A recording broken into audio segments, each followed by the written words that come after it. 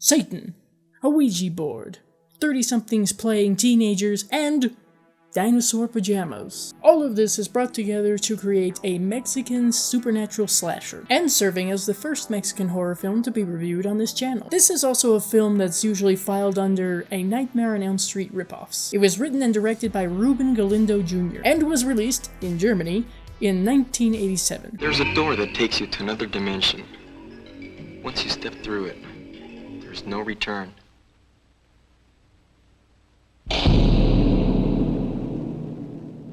I've already crossed it. The first individual we're introduced to is our protagonist, Michael, played by John Michael Bischoff. Oh lord, another John Michael. Don't do this to me, movie. Apparently, he and his mother moved from Beverly Hills to Mexico City because of his absent father's job, and this would be his 17th birthday wrapping up. Or is it? That's gotta be the dishwasher, or Michael's impending doom. One of the two.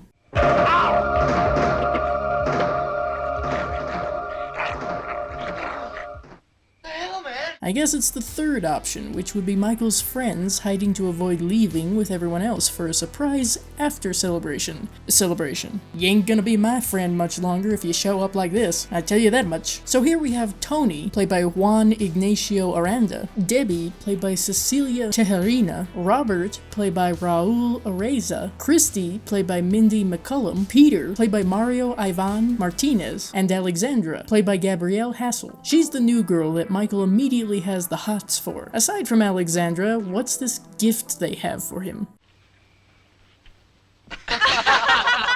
So where'd you get this? Bloodbath and Beyond. Virgil, I would like you to meet some friends. Hold on, you're telling me that the possibly homicidal entity we're going to be talking to is named Virgil? Was Norville taken? You're making Pazuzu laugh over here. Shockingly, nobody, except for Michael, takes this game seriously. And nothing really happens. Michael's mother, played by Helena Rojo, breaks the after party up and everyone goes home. However, it seems that the Ouija board didn't react too well to being doused in tequila. Maybe they should have used vodka. Due to Michael being late to school the following day, he runs into Alexandra, who is also late. I didn't realize schools in Mexico were so fucking strict about classes. Regardless, Michael takes this as an opportunity and asks Alexandra out for breakfast. What proceeds has to be one of the sappiest, most 80s lovesick montages set in the park I've ever seen. You've known her literally a single night, Michael. Calm the fuck down. After this, it's time to check up on Tony. It was Jose Cuervo, wasn't it? Or maybe it was the decor around here. Tony, while you're in there, shave your biceps, will you? Michael and Tony make up, and Michael gushes over Alexandra. So, Tony gives him a magic rose to give her. According to him, as long as love exists between them, the rose will never wither. Big deal, I can get the same result from a fake plastic rose. Michael might not get the chance to give Alex the rose, as that night a bloody mutant hand comes through the ceiling. But instead of getting choked out, Michael wakes to have a vision of Peter being attacked by something. No time to be concerned about that, though, as at school the following day, Michael has to give Alex the magic rose, which sounds like something you would need a cream for. That doesn't quite go as planned, though.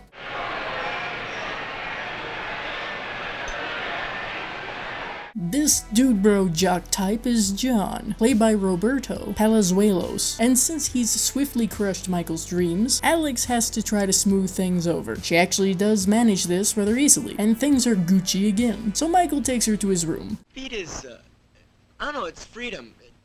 It's a special sensation. The more you get of it, the more you want. Are we talking about race cars? Or what are we talking about here?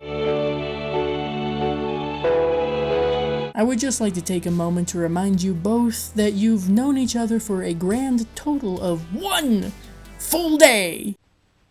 What? This is no time to be chilling in your oversized toddler pajamas. There's a murder happening! Eventually someone's gonna notice a distinct lack of teenagers at school, right?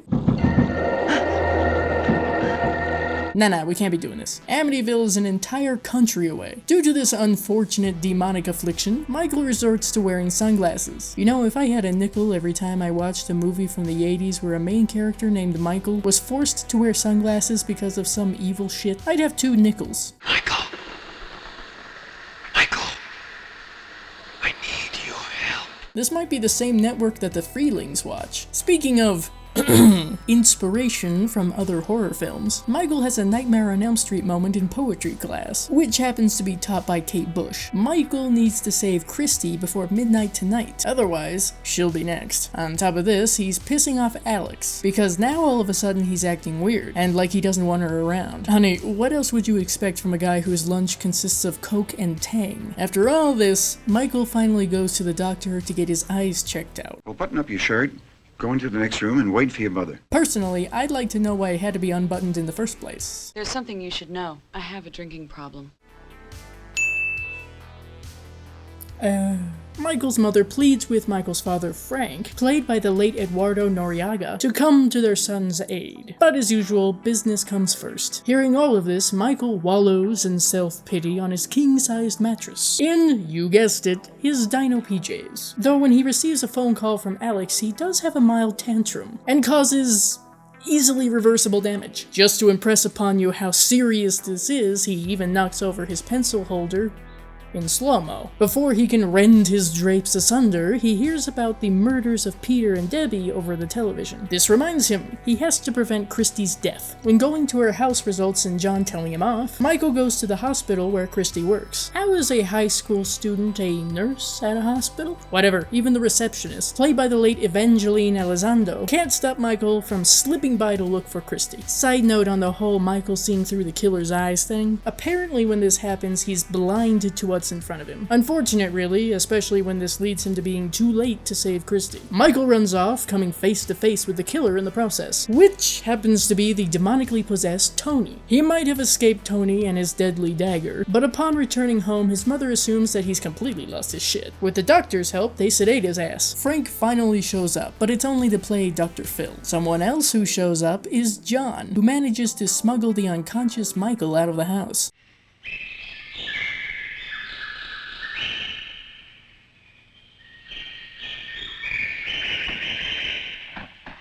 John! What's wrong, man? Dying time, wimp. It was real nice of him to let Michael get a good night's rest before he threatens his life. Obviously, John wants to know why his sister is dead, and how Michael knew she would be murdered. Apparently, he's still willing to hear Michael out about what he knows, though. Meanwhile, Michael's mother reports Michael as missing, and Lieutenant Velasco, played by the late George Luke, is on the case. An officer stated that he tried to warn them about a possible murder, but unfortunately, they didn't believe him. So a few minutes later, Christy Higgins, an 18-year-old girl, was murdered there. Michael and John arrive at Tony's place to, talk. Honestly, this fits right in with the rest of Tony's decor. I don't see what's so shocking. While they wait for Pazoo Tony to show up, Michael attempts to explain how he knew Christy would be killed. John's not going along with it. Michael, remember the Ouija board? That ought to do it. So Virgil is in possession of Tony's body, and Tony is stuck in the Carol Ann realm. He does tell them that they can kill Virgil with the dagger he's been using. That's really not smart on Virgil's part, carrying around the thing that can kill you. It's like if I always carried an entire jalapeno with me at all times. Well, time to go save Robert. Whether that's from Virgil or alcohol poisoning is unclear. There's a whole issue involving Robert's lack of pants to go through before we can even leave, which is both valid and frustrating. Hey, thanks a lot. How much do I owe you? It's nothing, man. Between John and Michael, Robert ain't making it out of this. Hey look, I was right. By the time Michael blindly makes it out of the building, it's too little, too late. I can't take this Joe Estevez looking motherfucker seriously. Am I surprised? Not in the slightest. Well, now there's just 2 left for Virgil to kill off. This turned into Christine real quick. While the police Michael runs into are distracted by the discovery of John and Robert's bodies, Michael takes off. During this, we get this nightmarish music montage, where Michael is plagued with visions of his dead friends. In his panic, Michael ends up running to Alex's home, and disrupting her family's dinner with the senator. Yee. Despite his best efforts, Michael gets another vision, and fires his gun randomly family around the room. I have seen worst first-time meetings with a love interest's parents. Shockingly, Alex still goes with Michael, as they rush off to avoid Alex getting murdered by Virgil next. They find the dagger Tony told them about, and immediately seek refuge in an industrial warehouse, when Virgil appears. Unfortunately, Virgil has teleportation abilities. Michael still manages to get Alex out of the warehouse unscathed, and returns to face Virgil. It's a telekinetic demon named Virgil, versus a hobbling dinosaur pajama wearing Perm. It almost seems like Michael wins for a moment when he pulls an Acme on the demon, but psych! Virgil just levitates Michael to the ceiling. Thankfully, Alex returns with Velasco, and stabs Virgil with the dagger. Apparently, falling back first from such a height does kill Michael. Fast forward to Michael's funeral, and Alex returns the magic rose, which returns to a fresher state, reminding us that as long as Alex and Michael love each other, it can't die. So,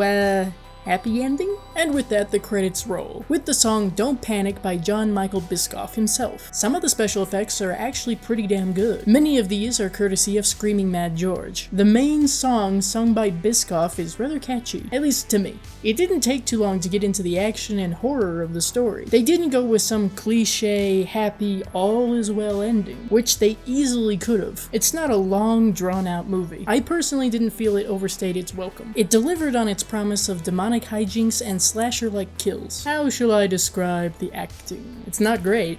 I mean, it's not horrible either, to be fair, but there were several points where I was laughing and going, what the fuck? Whether or not you consider this a negative is up to you, but this film obviously takes a lot from other horror movies, the most blatant being, as I said, A Nightmare on Elm Street. The audio throughout isn't great, particularly when characters are speaking. It's got that harsh hiss to it, otherwise it's rather muffled. The friends that get killed aren't memorable. Granted, that's pretty much the usual for a slasher-style movie. The love story between Michael and Alexandra isn't terribly compelling, and seems to happen way too fast. With all that being said, I'm giving Don't Panic 6 out of 10 bloody thumbs up. So, does this movie rip off A Nightmare on Elm Street? I don't think so. Sure, there are a number of correlations I can make between the two, but there's nothing that stands out like a neon sign claiming plagiarism. Perhaps some homages were paid. One thing that I can say about this movie is that it has a lot of heart, and that's easy to pick up on. The people involved actually cared about what they were making here. No, it's not a great horror film, but there's a certain sweetness to it. It's endearing. All in all, this is a movie that made me laugh and smile. I enjoyed myself while watching it for the first time, and sometimes that's all we can ask for from a movie. It's got the 80s horror appeal and B-movie cheese. While Don't Panic doesn't have a tremendous cult following, I am glad that it's known by a small group of us. I would recommend Don't Panic to possession and slasher fanatics, B-movie enthusiasts, those who enjoy their horror on the silly side, and anyone wanting to know what happens when you mess with Virgil. See you later.